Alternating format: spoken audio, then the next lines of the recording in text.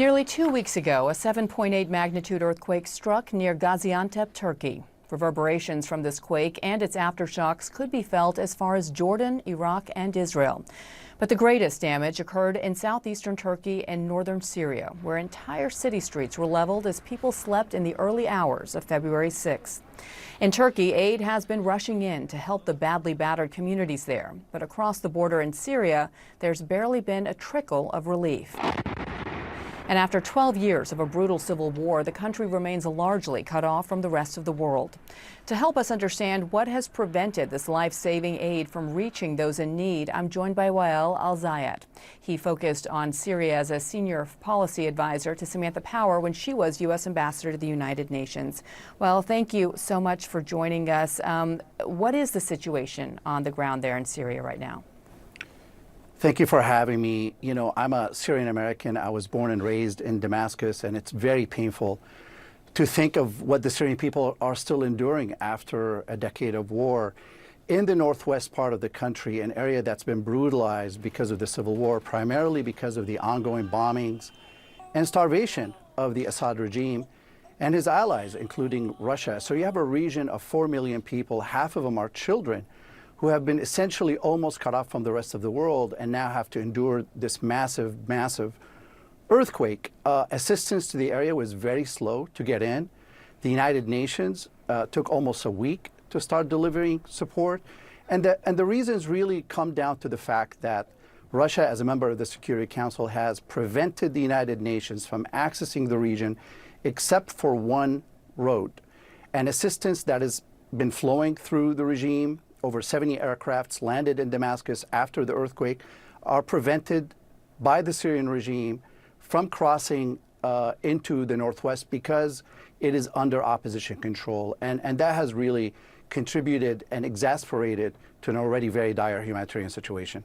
Yeah, I was reading accounts from those there in the early hours of the earthquake thinking that it was just another bombing and not even realizing that it was an earthquake. That just gives you a sense of what life was like for them prior to this earthquake. It truly is a tragedy upon a tragedy. Can you explain specifically how the civil war itself has impacted aid going into this area?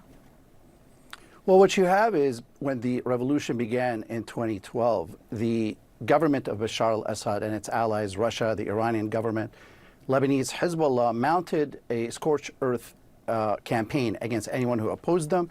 And over time, were able to really defeat the revolution in most of Syria, except for this northwestern pocket of the country. And there was a time where the regime would surround towns and starve them and force the people living there to move into this pocket. So today you have this area now that is home to 4 million people, as I mentioned. Half of them have already been displaced. And the infrastructure has been severely damaged because of over a decade of conflict. The question then turns to how come aid can go into war-battered Ukraine, given that Russia launched this war against Ukraine, that aid can go there, and yet aid can't get into Syria? That's a very good question. Really, the United Nations, unfortunately, has failed in this moment before the Syrian people, and I'm afraid there's a very bad precedent being set for the rest of the globe, whereby, you know, the Syrian regime does not control these border crossings. Turkey and the opposition do. So the United Nations is choosing to accept Russia's dictates as well as Bashar al-Assad and not move across the border. Independent organizations, some countries have been sending aid through the borders, but the United Nations and its leadership has chosen not to until Bashar al-Assad and Russia allow them to. And that's really dangerous. And recently, that's exactly what happened. They waited until the Russian government allowed the opening of 2 additional crossings for 3 months. And one should ask themselves, why is a government that's caring for its people only allowing the UN to access a severely hit area for 3 months? And that tells you everything you need to know about the nature of the government in Damascus, as well as what's happening in the United Nations when it comes to these issues. Yeah, that access point, we should note, requires a UN Security Council approval every 6 months. Now, this was the deal set up prior to this earthquake. You have Vladimir Putin and you have Bashar al-Assad saying, listen, the aid should just come through Syria and through Damascus itself. Is there any sense that there is a possibility that could actually happen, that they could follow through on what they say is what they're offering? If there is a possibility that's below zero, I would offer that.